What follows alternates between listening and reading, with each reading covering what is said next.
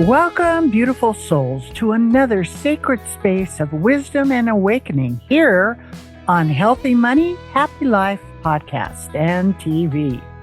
Also on YouTube.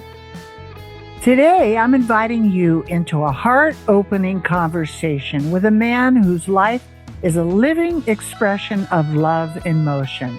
Bob Hopkins is not only a visionary, a storyteller, and a lifelong servant of humanity.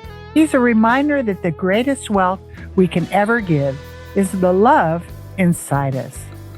In his radiant new book, Philanthropy Understood, Bob introduces us to 100 extraordinary people, ordinary in status, but extraordinary in heart, who shows us that philanthropy is not about money.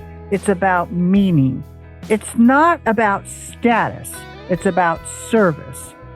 This 256-page coffee table book is a colorful symphony of kindness and will stir your spirit in the most unexpected ways.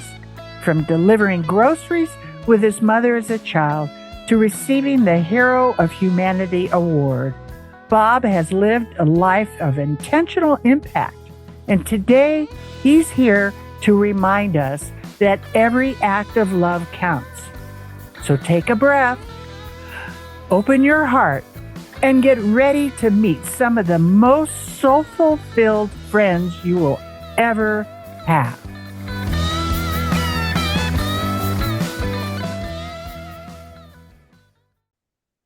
All right, Bob, it's a complete honor to have you here with us today.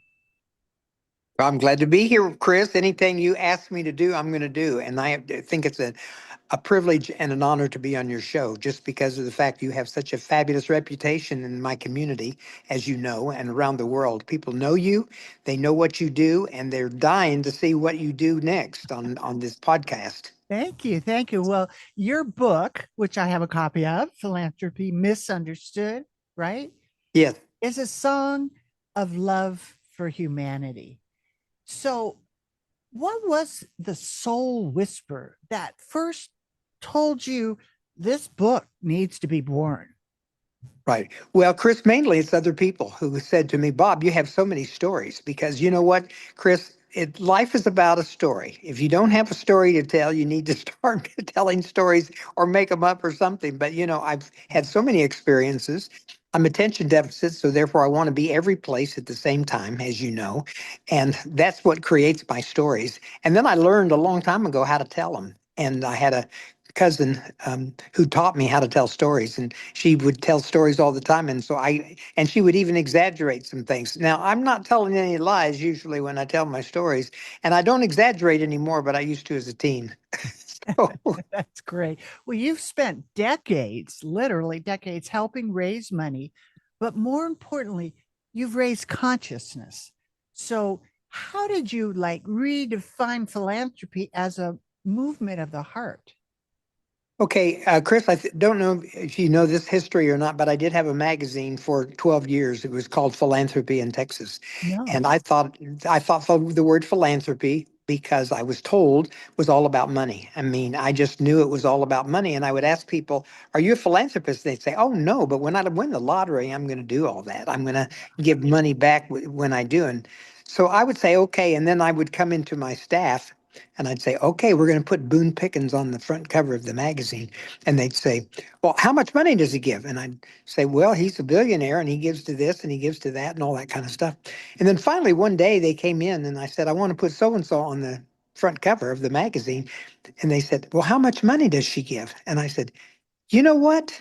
Philanthropy is not about money.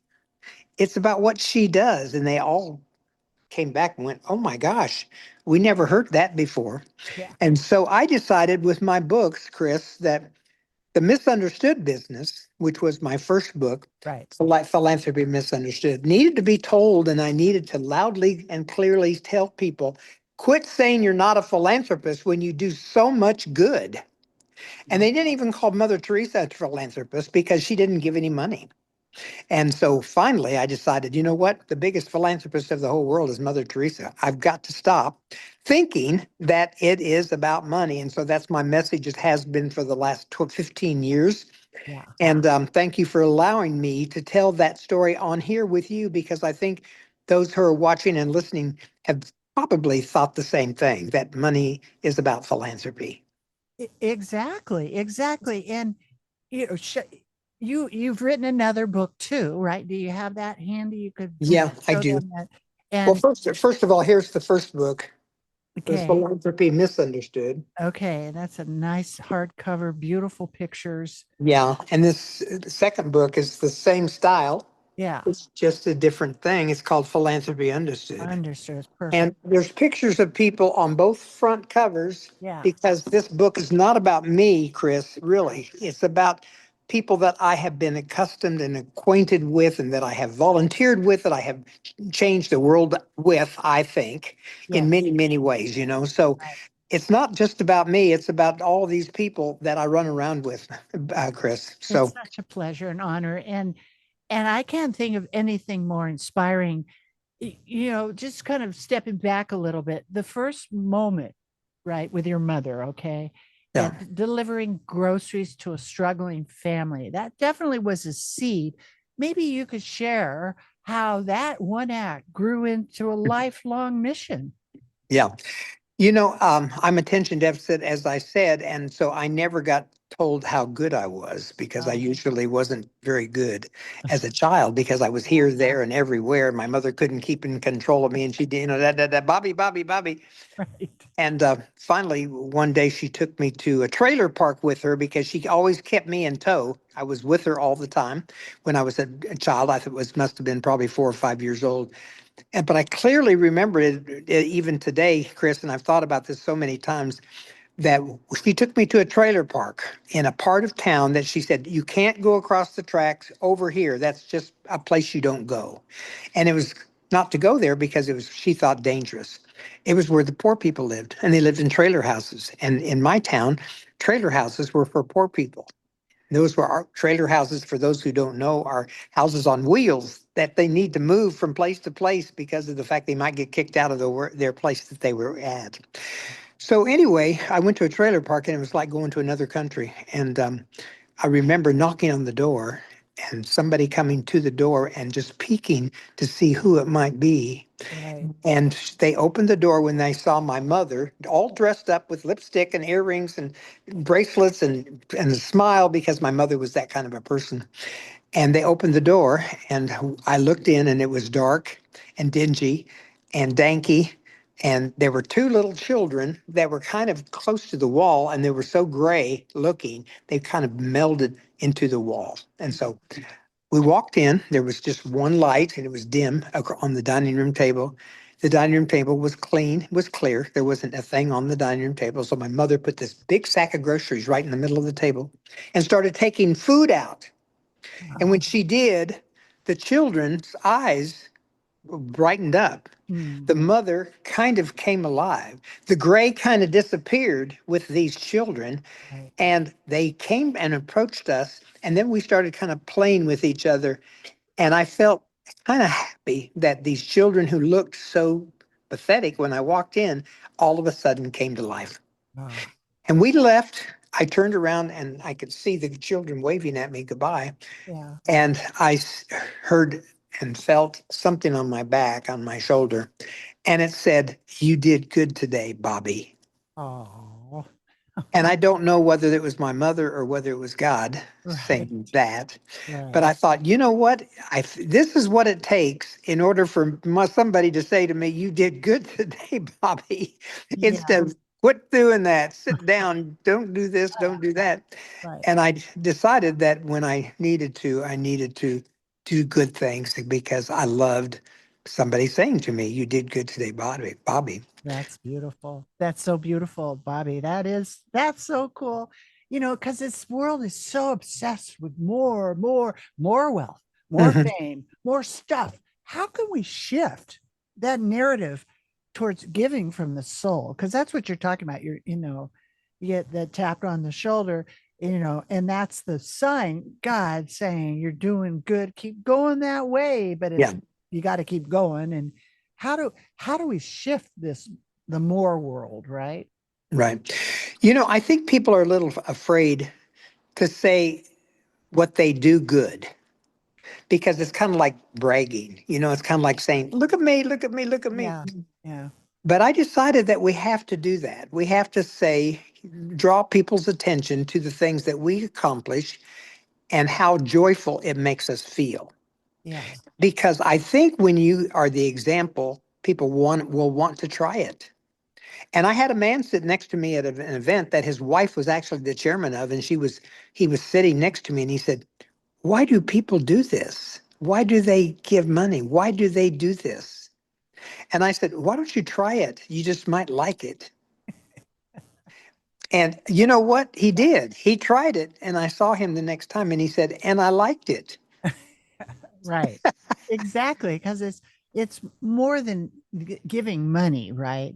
And I mean that's why I really enjoy how you've expanded it. You maybe we could just like do a little dive into your stories from your book. Yeah. These are amazing people, and everybody has done something to help others, and that's just what it's about, really. It hmm isn't how much we can accumulate, but what surprised you the most? What give me one story that you could just consolidate and that cracked your heart wide open. Right. Well, there's a story in both of my books about the same example, the same story, but it's just an expansion from one group. I mean, from one time of a child's life to another time of a child's life.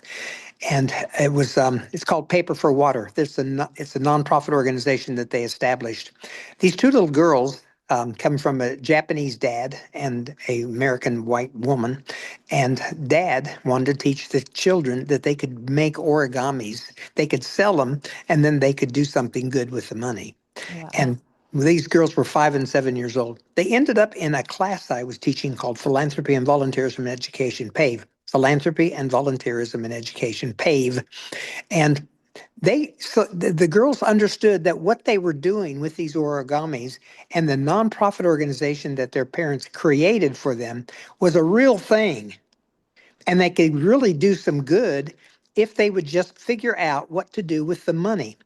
And daddy was from Japan, and they were world travelers. He was a doctor.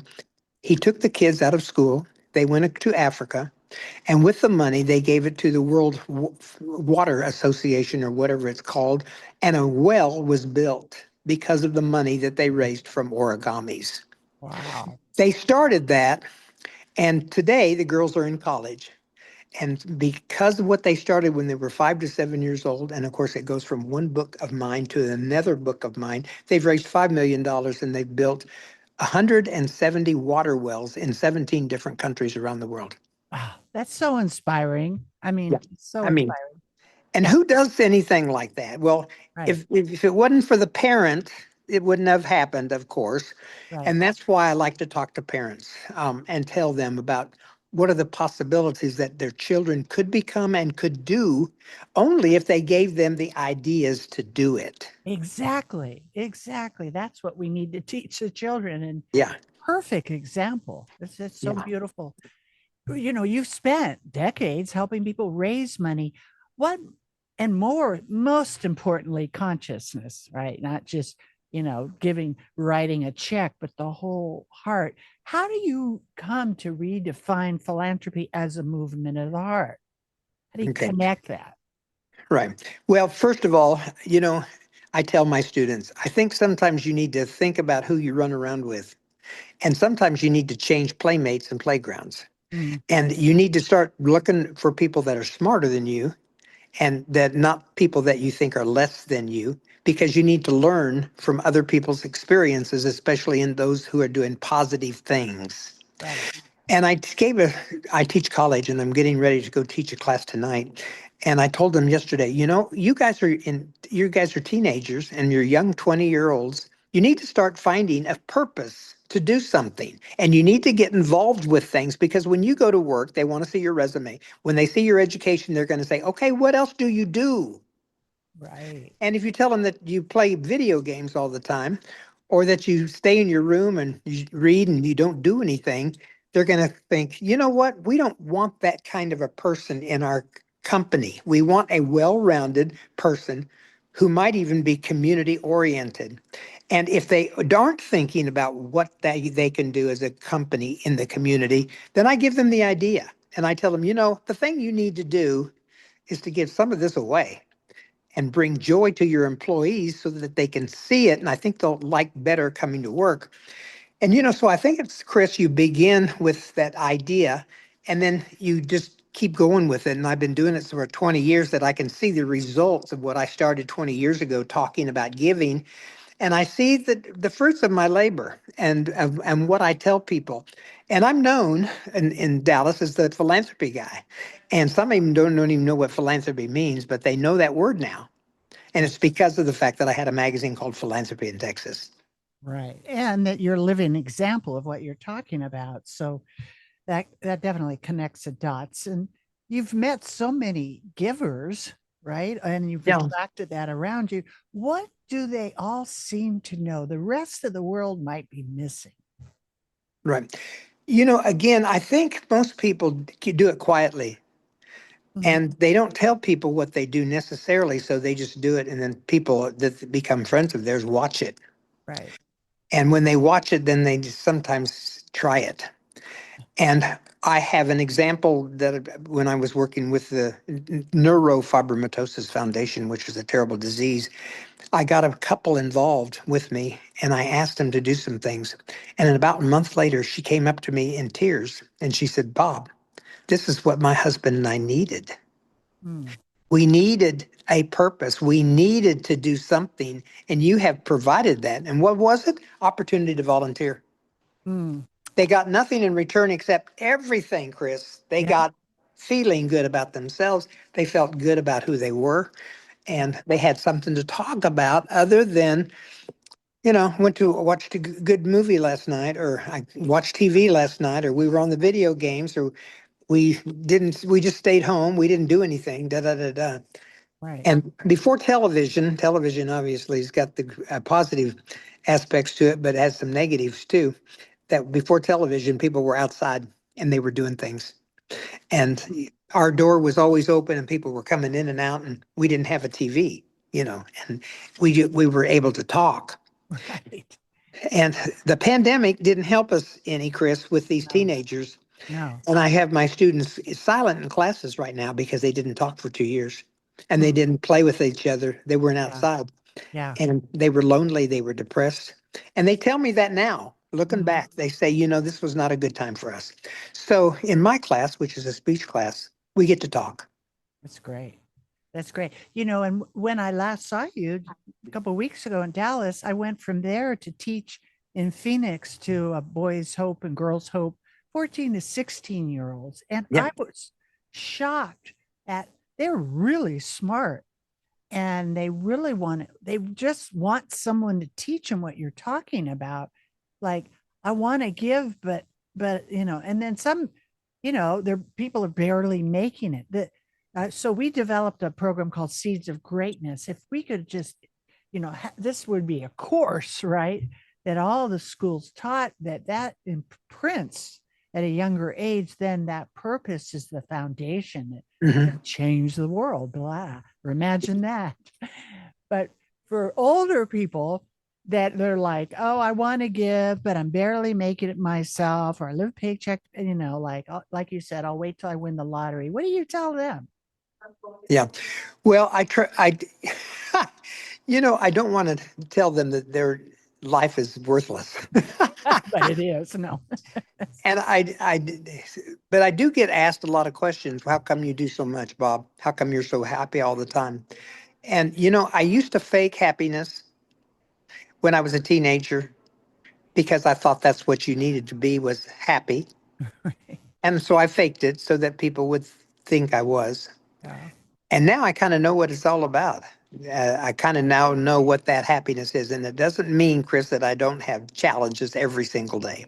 yeah. I ran into a pole and bent my car up a couple of days ago in the parking garage. Oh, So I have those kinds of problems. So it's just like everybody that's else. right. We are in schoolroom earth for sure. It, Exactly.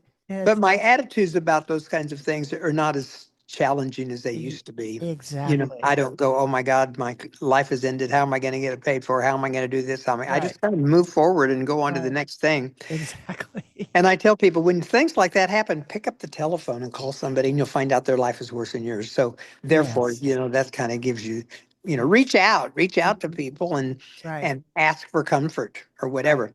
right. Another thing I do, Kris, is I tell my students I've never done anything by myself. Hmm, I've always had a team. I've always had uh-huh, people. I'm not afraid to ask. I'm not afraid to get people involved. yeah, And all they can say is no, I don't have time or whatever. But right. I've realized, Kris, that when you ask me to do something, that I'm really helping you and me both. Because when I do it, we both get the joy out of being asked. I'm You, I'm just honored you're when abs- somebody asks me you're something. absolutely right. Absolutely. So, we're both talking about how, the similar thing of how can we reawaken the spirit of giving in a generation that's been raised in social media and self promotion and, pandemic lockdowns. How do we do that? How do we wake that up? Well, I think you get involved again, just like I say, because we don't give ourselves credit that we really have something to give. And Mm, my students, somebody said, "How come you're 82 years old, Bob? Why are you still in the classroom? Why haven't you retired? Don't you? Why do you do that?" And I say, because I get so much joy out of telling students something that they don't know. right. And it's not facts, it's not history, it's not necessarily logical aspects about life. It's about doing something with a purpose, getting involved in something. And when I realized in college I didn't do really well in my work as far as my academics were concerned, but I was a social guy and Right. I was involved in so many things. And it's just, I think I've kind of been that kind of a personality. It's just that right now that personality is a little more organized and Yeah. I'm able to do some things, except as you know, the computer is not my best friend. Yeah, I get it. I understand totally. Well, it's like a sacred service, right? Yeah, You embody it every day at work, at home. It's not like one thing you do, like you write a check. It's the whole lifestyle. right. Living the life of giving is receiving, and it's an energy. What is the quietest act of kindness you've ever witnessed that changed you forever? Gosh, I wish you'd asked me that question a couple hours ago Oh, because that I'm going to have to think about what it is that really turned me on. Okay, let me tell you. And this is, I'm not, don't tell anybody else because this is kind of a okay, we secret. won't tell anybody. Don't tell anybody. I'm a recovering alcoholic and I have been sober for 45 years. Yay. But 45 years ago, I had a reckoning that there was something wrong with me and something wrong with my life. And I picked up the phone and I called Alcoholics Anonymous and I said, I need help. And that started me on a journey that taught me philanthropy. I went to work for the National Council on Alcoholism. They sent me to fundraising school, and one thing happened, and one thing happened, and one thing happened. And I, everybody says, having a something wrong with you is bad, and in my case, it was good That's right. because it got me on another road. And it was lonely there for a while, Kris, till I found my way.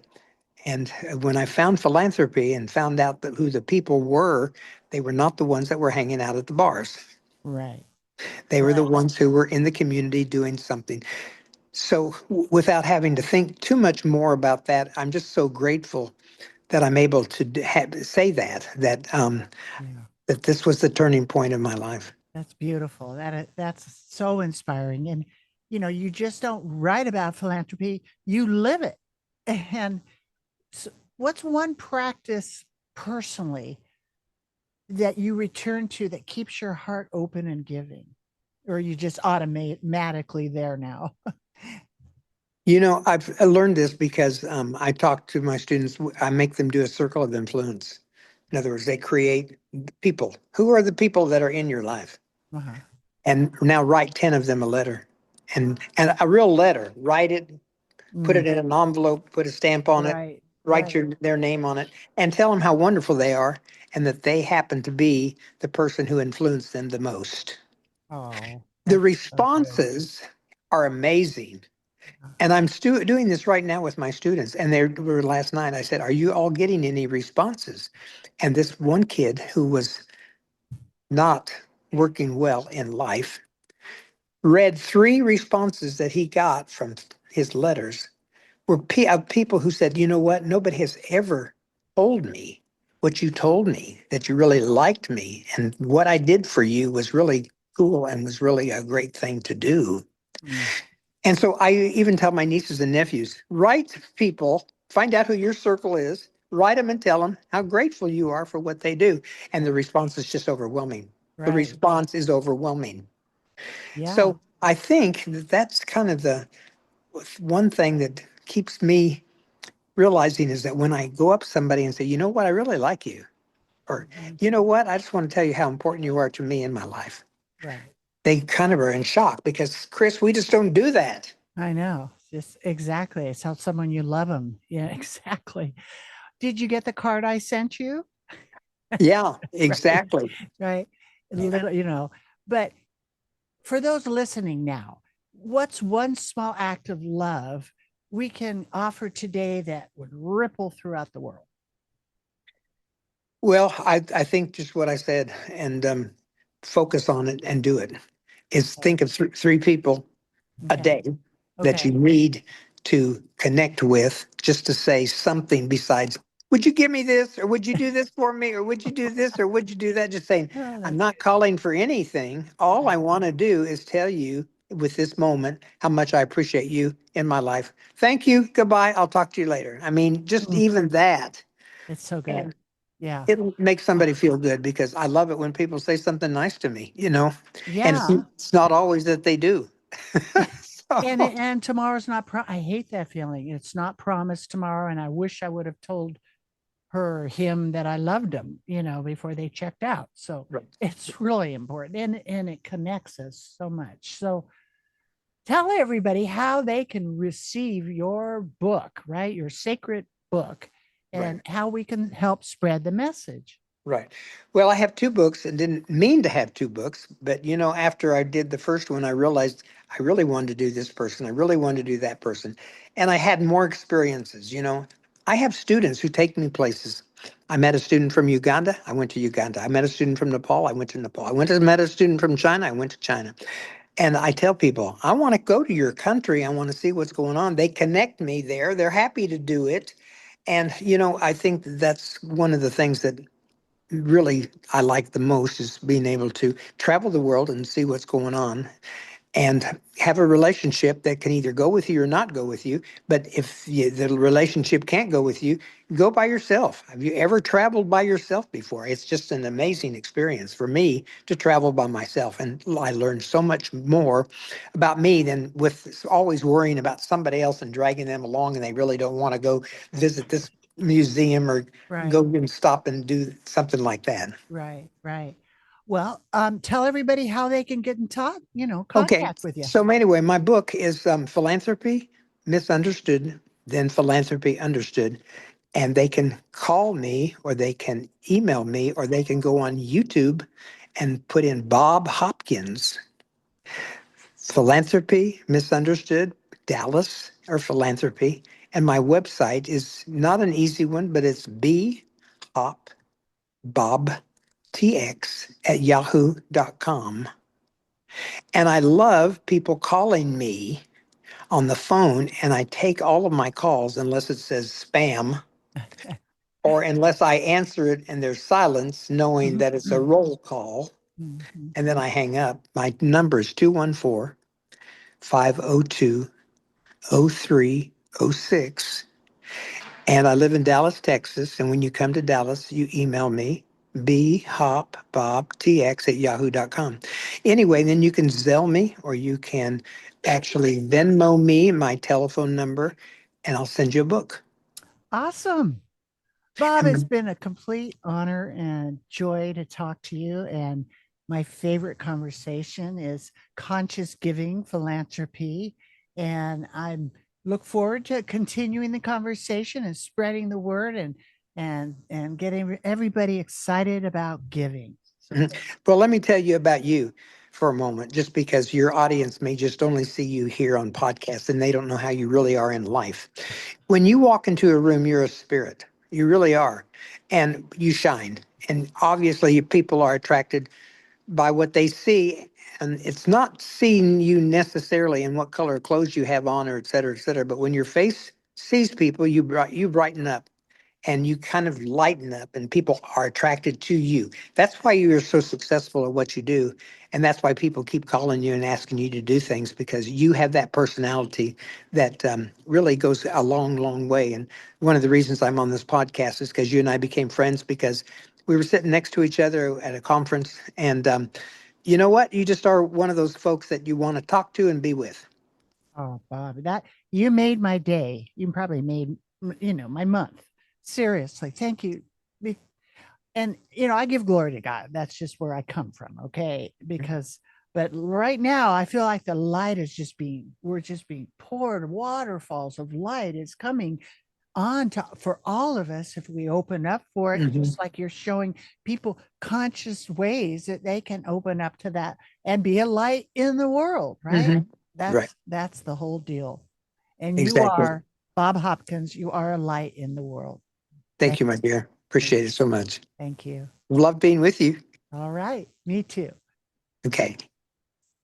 What a gift today has been. Bob Hopkins didn't just write a book, he built a bridge between the human heart and humanity itself.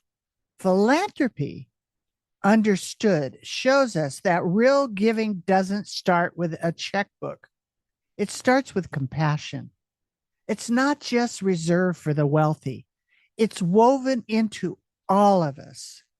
If your spirit was moved today as mine was, I invite you to receive this book as a blessing. It's more than a book, it's an awakening, and you can order it from Bob Hopkins. He's put all of his information in there, lovingly signed and shipped, and even hand delivered by Bob himself. Trust me, this is a gift for your soul and for anyone you love. Until we meet again, remember, you are here to give what your heart can give. You are enough. And love, not money, is the legacy that lives on. This is Kris Miller, wrapping you in gratitude and grace. Keep living with purpose, keep giving with joy, and creating a life of healthy money and a truly happy life. There's so much to learn about healthy money. I hope today's discussion brings you one step closer to securing and protecting your future. So you can get started on the right foot, go to meetwithkrismiller.com and schedule your free financial fitness strategy session. Thank you for listening, and please subscribe to Money 911 so you don't miss our next episode, which includes health, wealth, and peace of mind.